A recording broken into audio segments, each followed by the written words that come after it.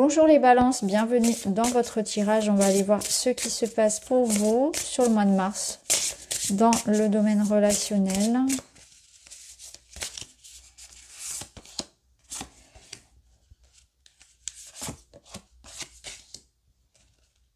Alors, on a des réconciliations sous la couette, là, clairement, c'est ça. Je pense que sexualité, réconciliation, conflit. Il y a des... Il y a des conflits ici en lien avec les désirs du couple. Alors, c'est pas uniquement en lien avec la sexualité, ça peut l'être bien évidemment, mais là, on est sur un tirage général. Disons qu'il y a une divergence d'opinion. Donc, on n'est pas d'accord ici par rapport à des envies, par rapport à un rythme, par rapport à un projet que l'on a en commun. Donc, on est dans l'idée ici de trouver un compromis avec son partenaire parce que nos désirs s'opposent, nos rythmes s'opposent. On n'est pas sur la même longueur d'onde. Donc là, on a l'idée de devoir concilier des opposés, de devoir trouver un terrain d'entente. Ça peut nous dire aussi que là, on va avoir une réconciliation. Tout dépend bien sûr de ce que vous vivez. On va mettre d'autres cartes. On va faire un premier tableau. Donc, on a la pause, la période de 4 à 8 mois et lien d'âme. Ok. Alors, ça peut vouloir vous dire ici que depuis donc cette période de temps, 4 à 8 mois, ça reste relatif, le temps en prédiction. En tout cas, ce qui est sûr, c'est que le conflit dure depuis un certain temps. Il y a des blocages dans cette relation, ça fait que la relation elle est un petit peu au point mort. En tout cas, c'est un petit peu en pointillé. C'est un lien d'âme, donc on voit qu'il y a peut-être du karmique entre vous. C'est les relations les plus challengeantes finalement. On vient pour faire travailler l'autre. Chacun en effet miroir. Il y a quelque chose comme ça qui va de toute façon vers la réconciliation. Donc ce qui est sûr, c'est qu'on va vers la fin de ce conflit. On est sur une dissonance, un désaccord par rapport à quelque chose que l'on souhaite. Ça va dépendre de chacun. Ce qui est sûr, c'est que là, du coup, il peut y avoir des réflexions, voire même une séparation provisoire, pardon. Un éloignement émotionnel.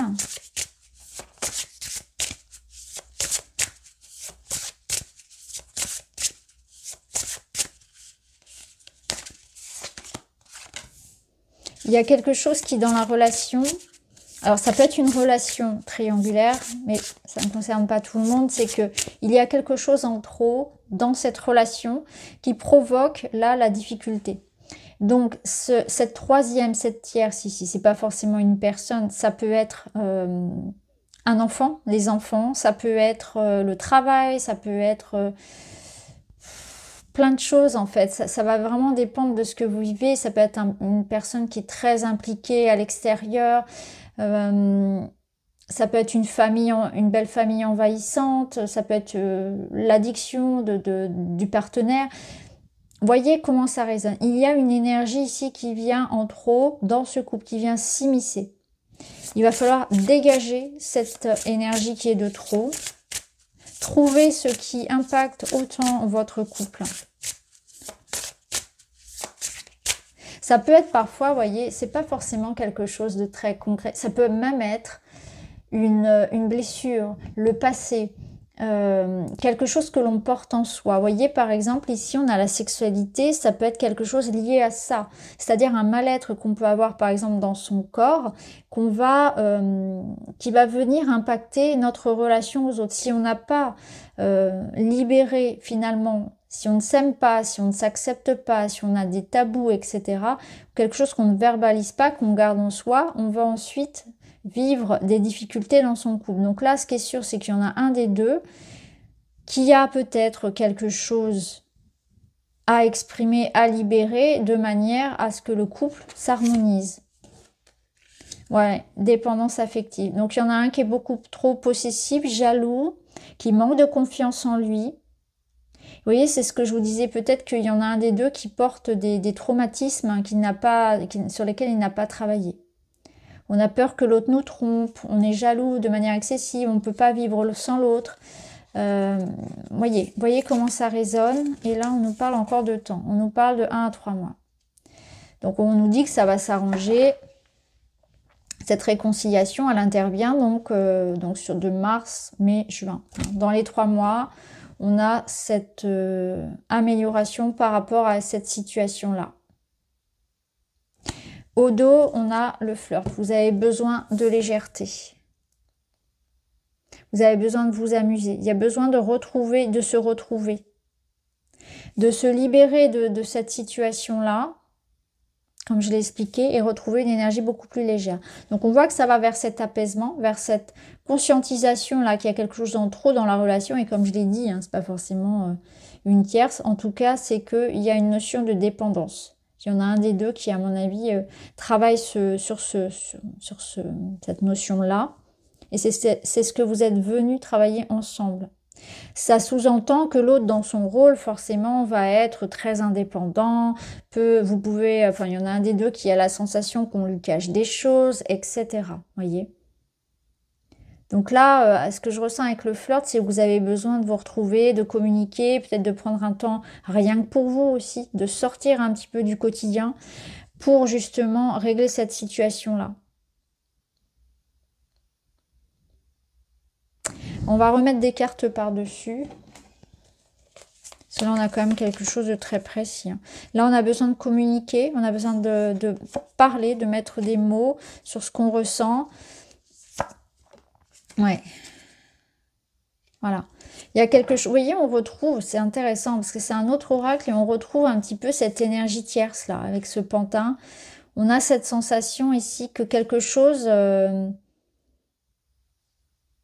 dirige le couple, manipule, ça peut être aussi votre vision qui est manipulée, hein. Ça peut être ça. Il y en a un des deux qui peut avoir cette sensation d'être soumis, d'être dans... Ah oui, alors là, ça donne une autre valeur à la lecture. Bon, alors là, je vais me perdre, je vais vraiment aller dans... Je vais faire les choses dans l'ordre, parce qu'il y a beaucoup de choses à dire. Premièrement, ici, on sent qu'on a besoin de libérer. Donc, comme on l'a dit, ça vient confirmer ce qu'on avait eu précédemment. On a besoin ici de se libérer de quelque chose qui finalement, dans lequel on se sent en trop. Donc, peut-être que si vous êtes en triangulaire, effectivement, vous sentez que l'attention n'est pas... que vous manquez d'attention. Cette personne, elle est beaucoup trop dans son couple.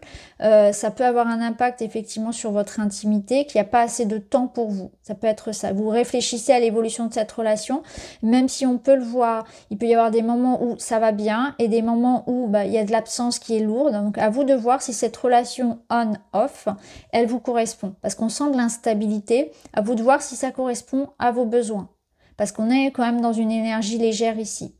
Donc à vous de voir si une relation légère où les choses ne sont pas forcément posées tout le temps, hein, c'est un petit peu en pointillé, est-ce que ça vous correspond? Pour d'autres, on a vraiment l'impression, on a besoin de vider son sac, d'exprimer à l'autre ce qu'on ressent parce qu'on peut avoir cette sensation d'être utilisé. Ça peut être dans ce cas-là, hein, dans ce cas de figure, mais c'est dans toutes les relations. On a l'impression que l'autre, finalement, il est là quand il a besoin. Et puis vous avez ce sentiment quand même d'être en couple, mais seul. Que vos besoins ne sont pas comblés, que l'autre ne vous écoute pas, ne vous entend pas, n'est pas suffisamment présent, suffisamment investi. Vous voyez comment ça résonne. Il y a quelque chose ici qu'il faut régler, qu'il faut verbaliser. Il faut verbaliser ce que vous ressentez de néfaste dans la relation, ce que vous ne tolérez pas. Et il faut aussi exprimer à l'autre ce dont vous avez besoin, parce que parfois, on attend que l'autre nous donne telle ou telle chose, mais on ne le verbalise pas. Il ne va pas forcément le deviner. Donc il faut vraiment parler de vos attentes, de vos besoins véritables, que ce soit dans le cadre de l'intimité, que ce soit dans le sens plus général de la relation.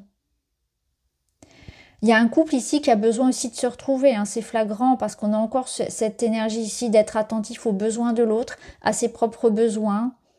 C'est pas non plus s'oublier parce que vous voyez le pantin, ça vous dit ici, faut pas non plus mettre l'autre sur un piédestal, s'oublier complètement à l'autre, ne plus prendre soin de soi et quand l'autre n'est pas là, être complètement déprimé, se laisser aller. Vous voyez, il faut aussi savoir vivre sans l'autre, prendre soin de soi, vous voyez, s'estimer, etc. quand l'autre n'est pas là. Et il faut pas non plus vivre que pour l'autre, que pour la relation. Il faut pas, voilà, il faut pas non plus dire toujours oui à l'autre, et ça peut être par rapport à l'intimité. S'il y a certaines choses qui ne vous parlent pas, ne le faites pas, par exemple. Alors là, c'est très précis, mais je pense que là, on vous dit, ne soyez pas soumise au désir de l'autre complètement. Il faut aussi penser à vous. Est-ce que ça vous fait plaisir? Est-ce que vous en avez véritablement envie? Ou bien est-ce que c'est quelque chose que vous faites pour faire plaisir à l'autre? Vous voyez comment ça résonne. Mais là, on ne s'oublie pas dans cette relation-là. On ne dit pas oui à tout. On ne se laisse pas manipuler et on arrive à avoir aussi du temps pour ce couple. Ça peut être ça. Ça peut être certains couples qui sont étouffés aussi par des circonstances du quotidien. Mais on arrive aussi pour certains à cette idée qu'on s'oublie beaucoup trop. On a tendance à être mal quand on est seul dans cette relation. Et là, ça va être un moment justement pour travailler sur ça, travailler sur la dépendance affective, sur savoir s'occuper de soi quand l'autre n'est pas là, savoir poser des limites et dire non quand on ne souhaite pas faire quelque chose, savoir exprimer ses besoins, savoir prendre le taureau par les cornes dans quelque chose qui pollue le couple. Très intéressant votre tirage aidé. On voit qu'il y a vraiment des mises au point qui sont nécessaires.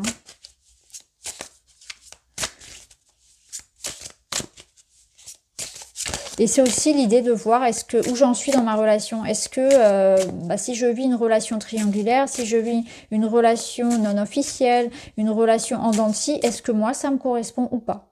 Est-ce que moi j'ai envie de rester là-dedans? Vous voyez, c'est aussi savoir se faire respecter. Oui, on a l'idée de jongler, on a l'idée... Ok. Il y a une transformation, c'est-à-dire que là... Il y a quelque chose où, avec le 2 de Pentacle, on est dans l'idée de... Alors, ça peut être intéressant parce qu'on peut être dans l'hésitation justement entre deux personnes. Donc, ça rejoint un peu le triangle amoureux. Mais c'est aussi qu'on essaie de trouver un terrain d'entente. On essaie de trouver quelque chose de stable dans cette relation. Et justement, on va ici voir une transformation. Donc, il va y avoir un choix, quelque chose de concret qui va être fait, qui va être décidé dans cette relation ou pour vous-même, qui va apporter un changement à la situation. On va plus être dans un entre-deux, dans une instabilité. C'est terminé ça en fait, c'est terminé cette instabilité. On va avoir quelque chose de concret. Donc il va y avoir une discussion, des retrouvailles, un engagement, un voyage, quelque chose de concret qui apporte à ce couple ou à vous-même une stabilité. Donc tout dépend. Ça peut être vous aussi qui décidiez d'arrêter de subir cet entre-deux. Vous voyez, ça peut être aussi ça. Ou ça peut être ce déclic de l'autre. Vous voyez comment ça résonne. Mais ce qui est sûr, c'est que là, on en termine dans cette phase d'entre-deux. Il y a quelque chose de concret. Au dos, on a quoi? On a le jugement. Ouais. Le jugement, c'est le renouveau. C'est la seconde chance. C'est les retrouvailles. Donc ça nous parle bien de réconciliation.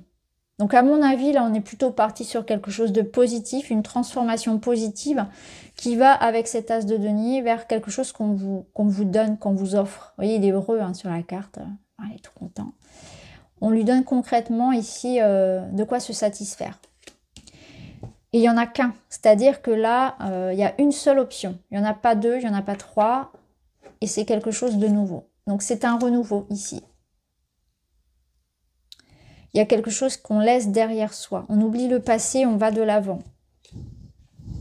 Alors, qu'est-ce qu'on peut vous dire d'autre comme conseil? Le pardon. Pardonner aux autres, se pardonner à soi-même. Je vais vous prendre un petit message aussi de mes oracles. C'est des petits oracles faits maison. Je ne vous les montre pas, il n'y a pas forcément très très beau. Vous avez... Dis ce que tu as sur le cœur. C'est exactement ça. Voilà. Dis ce que tu as sur le cœur. Ça va être important. C'est ce que je vous ai dit ici. Et un autre petit message pour terminer. Voilà. On va prendre celui-ci. Je me libère du regard de l'autre pour reprendre mon identité. En jouant un rôle, je me perds. Est-ce vraiment ce que je veux? Je comprends que lorsque l'autre porte un jugement sur moi, il parle de lui-même. Voilà. Je me libère du regard des autres, peu importe ce qu'ils disent. Et ça, c'est une énergie qui est ressortie pour d'autres signes. Si vous regardez vos autres signes, vous le verrez sans doute. En jouant un rôle, je me perds. Donc je suis vraiment dans quelque chose d'authentique. Je dis ce que je pense et j'arrête de vouloir plaire aux autres. Et vous voyez, je vous en ai parlé tout à l'heure, dans le sens de est-ce que vous voulez vraiment ça ou pas? Est-ce que vous faites les choses pour plaire aux autres ou pour vous-même? Ça peut être une bonne question. Voilà pour vous les amis, j'espère que ça vous parle. Je vous embrasse, à très vite.